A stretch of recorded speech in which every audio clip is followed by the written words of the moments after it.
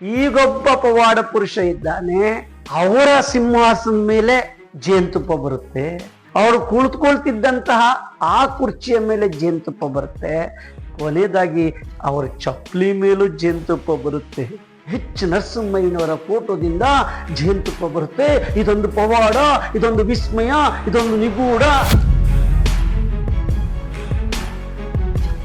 ಜೇನು ವಸಂತ ಕಾಲದಲ್ಲಿ ಎಲ್ಲ ಗಿಡಗಳಿಂದ ಆ ಜೇನನ್ನು ತೆಗೆದುಕೊಂಡು ಬಂದು ಜೇನು ಹುಳು ಜೇನು ಕಟ್ಟುತ್ತೆ, ತುಪ್ಪವನ್ನು ಉತ್ಪತ್ತಿ ಮಾಡುತ್ತೆ. ಅದು ಜೇನು ತುಪ್ಪ, ನಿಸರ್ಗದಲ್ಲಿ ಸಿಗುವಂತಹ ಜೇನು ತುಪ್ಪ. ಅದರ ಪಾಡಿಗೆ ಅದು ಒಂದು ಕಾರ್ಖಾನೆ ರೀತಿಯಲ್ಲಿ ತನ್ನ ಕೆಲಸವನ್ನು ಮಾಡುತ್ತೆ. ತಾನು ಎಲ್ಲೆಲ್ಲಿಂದಲೋ ಹೂಗಳಲ್ಲಿರುವಂಥ ಆ ಮಕರಂದವನ್ನು ಇಟ್ಕೊಂಬಂದು ಒಂದು ಕಡೆ ಶೇಖರಣೆ ಮಾಡುತ್ತೆ, ಜಗತ್ತಿಗಾಗಿ ಕೊಡುಗೆ ಕೊಡುತ್ತೆ. ಅದು ಧರ್ಮ ಪ್ರಕೃತಿಯ ಧರ್ಮ. ಒಂದು ಹುಳುವಿಂದ ಬಂದಂಥ ಜೇನುತುಪ್ಪವನ್ನು ನಾವು ಬಹಳ ಸುಲಭವಾಗಿ ಬಳಸ್ಕೊಳ್ತೀವಿ, ಕೃತಜ್ಞತೆ ಇಲ್ಲದಾಗಿ. ಒಂದ್ಸರಿ ಆ ಜೇನುತುಪ್ಪಕ್ಕೋಸ್ಕರ ಸುಟ್ಟು ಬಿಡ್ತೀವಿ, ಹುಳುಗಳನ್ನೇ ಸುಟ್ಟು ಬಿಡ್ತೀವಿ. ನಾವು ವಿಕೃತಿಯನ್ನು ಮೆರಿತೇವೆ. ಯಾಕೆ ಸರ್ ಈ ಪುರಾಣ ಹೇಳ್ತೀರ ಅಂತ ಹೇಳ್ತೀರಲ್ಲ, ಮುಂದೆ ಕೇಳಿ. ವಿಜ್ಞಾನ ಬೆಳೆದಂತೆಲ್ಲ ಮೊದಲಾಗಿದ್ರು ಬಿಡಿ, ದೇವಮಾನವರು ಈ ಮನುಷ್ಯರು ಯಾವಾಗ ಬಂದ್ರೋ ಆಗ್ಲಿಂದ ಮನುಷ್ಯರು ಈ ದೇವಮಾನವರು ಇದ್ದೇ ಇದ್ದಾರೆ. ಡೋಂಗಿ ದೇವಮಾನವರು ಹೇಗೆ ಹಿಂಗಂದ್ರೆ ಪ್ರಕೃತಿಯ ವಿರುದ್ಧ ವಿಭೂತಿ ಕೊಡ್ತೀನಿ ಅಂತ ಹೇಳೋರು, ಆತ್ಮಲಿಂಗ ತೆಗಿತೀನಿ ಅಂತ ಹೇಳೋರು, ಇನ್ನು ಏನೇನೋ ಮಾಡೋಂಥ ಪವಾಡ ಪುರುಷರುಗಳೆಲ್ಲ ಹುಟ್ಟುಕೊಂಡಿದ್ರು. ಈಗೊಬ್ಬ ಪವಾಡ ಪುರುಷ ಇದ್ದಾನೆ, ಆತ ಅವರ ಸಿಂಹಾಸನದ ಮೇಲೆ ಜೇನುತುಪ್ಪ ಬರುತ್ತೆ. ಅವರು ಕುಳಿತುಕೊಳ್ತಿದ್ದಂತಹ ಆ ಕುರ್ಚಿಯ ಮೇಲೆ ಜೇನುತುಪ್ಪ ಬರುತ್ತೆ. ಕೊನೆಯದಾಗಿ ಅವರ ಚಪ್ಪಲಿ ಮೇಲೂ ಜೇನುತುಪ್ಪ ಬರುತ್ತೆ. ಹಾಗೆ ಅವರ ಮುಖದಿಂದ ಜೇನುತುಪ್ಪ ಬರುತ್ತೆ. ನಾನು ಹೇಳಿದ್ರೆ ತಪ್ಪಾಗುತ್ತೆ, ಪ್ಲೀಸ್ ವಾಚ್.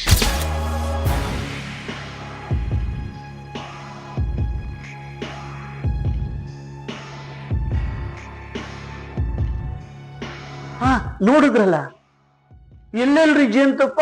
ಅವ್ರು ಕೂತ್ಕೊಂಡಂತ ಆ ಸೋಫಾದ ಮೇಲೆ ಜೇನುತುಪ್ಪ, ಅವ್ರು ಹಾಕೊಳ್ತಿದ್ದಂತಹ ಪಾದರಕ್ಷೆ ಮೇಲೆ ಜೇನುತುಪ್ಪ, ಅವರ ಫೋಟೋದಿಂದ ಜೇನುತುಪ್ಪ.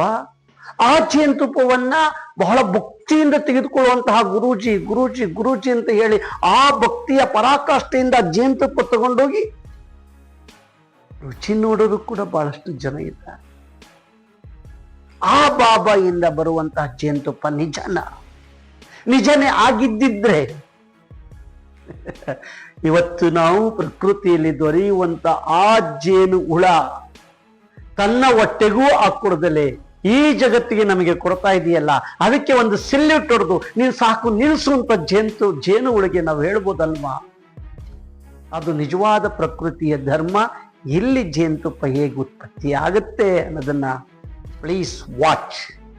ನಾನು ನನ್ನ ವೈಚಾರಿಕ ಪ್ರಜ್ಞೆಯ ಗುರು ಎಚ್ ನರಸಿಂಹಯ್ಯನವರು, ಇವರನ್ನೇ ಬಳಸ್ಕೊತಾ ಇದ್ದೀನಿ, ಇವರ ಫೋಟೋವನ್ನೇ ಬಳಸ್ಕೊತಾ ಇದ್ದೀನಿ. ಯಾಕೆಂದ್ರೆ ಇದ್ರ ಮೇಲೆ ಮಾನನಷ್ಟ ಮೊಕದ್ದಮೆ ಹಾಕೋರು ಯಾರು ಇಲ್ಲ. ಯಾಕೆಂದ್ರೆ ಅವರು ಪ್ರಶ್ನೆ ಮಾಡೋದು ಏನನ್ನೂ ಕೂಡ ನಂಬಿರ್ಲಿಲ್ಲ. ಇವರ ಹೆಸರಲ್ಲೇ ನಾವು ಒಂದು ದೊಡ್ಡ ಸಂಸ್ಥೆ ಕಟ್ಟಿದ್ವಿ, ಅವಾರ್ಡ್ ಕೊಡ್ತಾ ಇದ್ದೀವಿ. ಆದ್ರೂ ಇವರ ಯಾರು ನಂಬಿಕೆ ಇದೆಯಲ್ಲ ಅಂಥವರಲ್ಲಿ ಕ್ಷಮೆ ಕೇಳ್ತಾ ಇದ್ದೀವಿ. ಇವರು ಫೋಟೋ ಬೆಳೆಸಲಿ, ಇವರ ಫೋಟೋದಿಂದ ಈಗ ಜೇನುತುಪ್ಪ ಬರುತ್ತೆ. ಎಚ್ ನರಸಿಂಹಯ್ಯನವರ ಫೋಟೋದಿಂದ ಜೇನುತುಪ್ಪ ಬರುತ್ತೆ. ಇದೊಂದು ಪವಾಡ, ಇದೊಂದು ವಿಸ್ಮಯ, ಇದೊಂದು ನಿಗೂಢ. ವಿಜ್ಞಾನಕ್ಕೆ ನಿಲುಕುದು ಅಂತ ಹೇಳುವಂಥವರು ಕೂಡ ಇದ್ದಾರೆ. ಬನ್ನಿ ಹಾಗಾದ್ರೆ ಎಚ್ ನರಸಿಂಹಯ್ಯನವರ ಫೋಟೋದಿಂದ ಹೇಗೆ ಜೇನುತುಪ್ಪ ಬೀಳುತ್ತೆ ಅನ್ನೋದನ್ನು ನಾನು ಹೇಳೋಕ್ಕಿಂತ ನೀವೇ ವಾಚ್ ಮಾಡಿ. ಎಚ್ ನರಸಿಂಹಯ್ಯನವರ ಫೋಟೋದಲ್ಲಿ ಜೇನುತುಪ್ಪ ಬರ್ತಾ ಇದೆ. ಅದು ಹೇಗೆ? ಅವರ ಹಣೆಯಿಂದ ಜೇನುತುಪ್ಪ, ಕಣ್ಣಿನಿಂದ ಜೇನುತುಪ್ಪ, ಬಾಯಿಂದ ಜೇನುತುಪ್ಪ. ಯೋಚನೆ ಮಾಡಿ, ಹಣೆಯಿಂದ ಜೇನುತುಪ್ಪ ಎಷ್ಟು ಸರಾಗವಾಗಿ ಬೀಳ್ತಾ ಇದೆ ನೋಡಿ. ಇದನ್ನೇ ಮೂಢ ಭಕ್ತರ ಜನರಿಗೆ ಇದನ್ನು ತೋರಿಸಿದಾಗ ನರಸಿಂಹಯ್ಯನವರ ಫೋಟೋದಲ್ಲಿ ಜೇನುತುಪ್ಪ ಬರ್ತಾ ಇದೆ. ಇದೊಂದು ವಿಸ್ಮಯ, ಇದೊಂದು ವಿಜ್ಞಾನಕ್ಕೆ ನಿಲುಕದು, ಇದೊಂದು ದೊಡ್ಡ ಪವಾಡ ಅಂತ ಹೇಳಿ ಪ್ರತಿಬಿಂಬಿಸ್ತಿದ್ರು. ಇಲ್ಲ, ನರಸಿಂಹಯ್ಯನವರು ವೈಚಾರಿಕ ಪ್ರಜ್ಞಾವಂತರು, ಪ್ರಶ್ನೆ ಮಾಡದೆ ಏನನ್ನೂ ಕೂಡ ನಂಬೇಡಿ ಅಂತ ಹೇಳುವಂಥ ಒಬ್ಬ ಏಕೈಕ ಕರ್ನಾಟಕದ ಪದ್ಮಭೂಷಣ ಪ್ರಶಸ್ತಿ ಪಡೆದಂಥ ವ್ಯಕ್ತಿ ಡಾಕ್ಟರ್ ನರಸಿಂಹಯ್ಯನವರು. ಹಾಗಾದರೆ ಈ ನರಸಿಂಹಯ್ಯನವರ ಫೋಟೋದಲ್ಲಿ ಜೇನುತುಪ್ಪ ಬರಲಿಕ್ಕೆ ಹೇಗೆ ಸಾಧ್ಯ ಆಯಿತು? ಅವರು ಮೊದಲೇ ಜೇನುತುಪ್ಪವನ್ನು ಅವರ ತಲೆ ಮೇಲೆ ಎಲ್ಲ ಸುರಿದು 1-2 ದಿವಸ ಡ್ರೈ ಮಾಡ್ತಾರೆ. ಯಾಕೆಂದರೆ ಜೇನುತುಪ್ಪನೂ ಕೂಡ ಟ್ರಾನ್ಸ್ಪರೆಂಟ್ ಇರುತ್ತೆ, ಈ ಗ್ಲಾಸು ಕೂಡ ಟ್ರಾನ್ಸ್ಪರೆಂಟ್ ಇರುತ್ತೆ. ಆ ಗ್ಲಾಸಿನ ಮೇಲೆ ಜೇನುತುಪ್ಪ ಇರೋದು ನಮಗೆ ಗೊತ್ತಾಗಲ್ಲ. ನಂಬರ್ 2, ಯಾವಾಗ ಜೇನುತುಪ್ಪ ಇಲ್ಲಿಗೆ ಫೋಟೋ ಬಂದು ಇಟ್ಕೊಂಡು ಪೂಜೆ ಮಾಡೋ ಸಮಯದಲ್ಲಿ ಆ ರೂಮಿನಲ್ಲಿ ಶಾಖ ಉತ್ಪತ್ತಿ ಆಗುತ್ತೆ. ಕರ್ಪೂರ ಹಚ್ಚೋದ್ರಿಂದ, ಜನಗಳು ಸೇರ್ಕೊಳ್ಳೋದ್ರಿಂದ ಆ ಶಾಖ ಉತ್ಪತ್ತಿ ಆದಾಗ ಆ ಶಾಖಕ್ಕೆ ಘನೀಭವಿಸಿದಂತಹ ಜೇನುತುಪ್ಪ ದ್ರವೀಕರಣ ಆಗಲಿಕ್ಕೆ ಸಾಧ್ಯ ಆಗುತ್ತೆ, ಲಿಕ್ವಿಡ್ ಆಗುತ್ತೆ. ಇದು ಜೇನುಗಳು ಪ್ರಕೃತಿಯಲ್ಲಿ ಸಿಗುವಂತಹ ಜೇನುತುಪ್ಪ.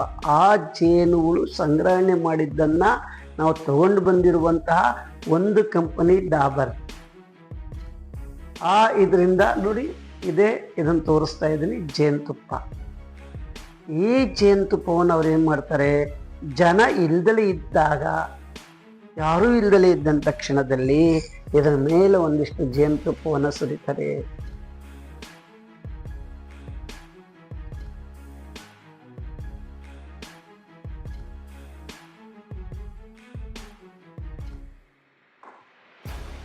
ಎಸ್, ನೀವು ನೋಡಿದ್ದೀರಿ.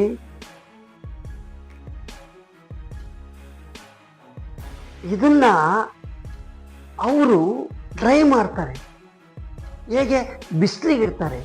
ನಾನು ಈ ಫೋಟೋನ ಒಂದಿಷ್ಟು ಕ್ಷಣ ಬಿಸಿಲಲ್ಲಿರ್ತೀನಿ, ಯಾಕೆಂದರೆ ಆ ಜೇನುತುಪ್ಪ ಡ್ರೈ ಆಗುತ್ತೆ.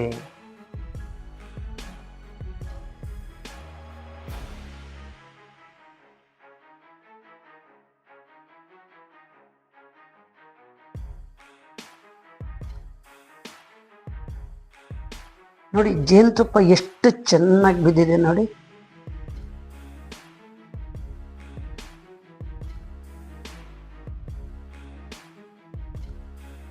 ನೋಡಿ, ಇದು ಪ್ರಕೃತಿಯಲ್ಲಿ ದೊರೆತಂಥ ಜೇನುತುಪ್ಪ ಹೊರತು ನರಸಿಂಹಯ್ಯನವರ ಫೋಟೋದಿಂದ ಬಿದ್ದಂಥ ಜೇನುತುಪ್ಪ ಅಲ್ಲ. ಇದು ಮಾನವನ ಕೃತ್ಯವೇ ಹೊರತು ಪ್ರಕೃತಿಯ ಕೃತ್ಯ ಅಲ್ಲ. ಮತ್ತೊಮ್ಮೆ ಹೇಳ್ತಾ ಇದ್ದೀನಿ, ಗ್ಲಾಸ್ ಟ್ರಾನ್ಸ್ಪರೆಂಟ್ ಇರುತ್ತೆ, ಆ ಜೇನುತುಪ್ಪ ಟ್ರಾನ್ಸ್ಪರೆಂಟ್ ಇರುತ್ತೆ. ಅದನ್ನು ಹಾಕಿ 1 ದಿವಸ 2 ದಿವಸ ಬಿಟ್ಟಾಗ ಡ್ರೈ ಆಗುತ್ತೆ. ನಮಗೆ ಆ ಗ್ಲಾಸಿನ ಮೇಲಿದ್ದಂಥ ಜೇನುತುಪ್ಪ ಗೊತ್ತಾಗಲ್ಲ. ಇನ್ಯಾವುದೋ ರೀತಿಯ ಜನರನ್ನ ಮರಳು ಮಾಡಲಿಕ್ಕೆ ಒಂದಿಷ್ಟು ಇಲ್ಲಿ ದೀಪ ಹಚ್ಚಿದಾಗ ಆ ಶಾಖ ಉತ್ಪತ್ತಿಯಾಗಿ, ಅಥವಾ ಜನರ ಶಾಖನೇ ಉತ್ಪತ್ತಿಯಾದಾಗ, ಅದು ಅದರ ಮೇಲೆ ನೀರು ಚಿಮುಕಿಸಿದಾಗ ಲಿಕ್ವಿಡ್ ಆಗಿ ಪರಿವರ್ತನೆ ಆಗಿ ಮೇಲಿಂದ ಜೇನುತುಪ್ಪ ಬೀಳಲಿಕ್ಕೆ ಪ್ರಾರಂಭ ಆಗುತ್ತೆ. This is science, science, science.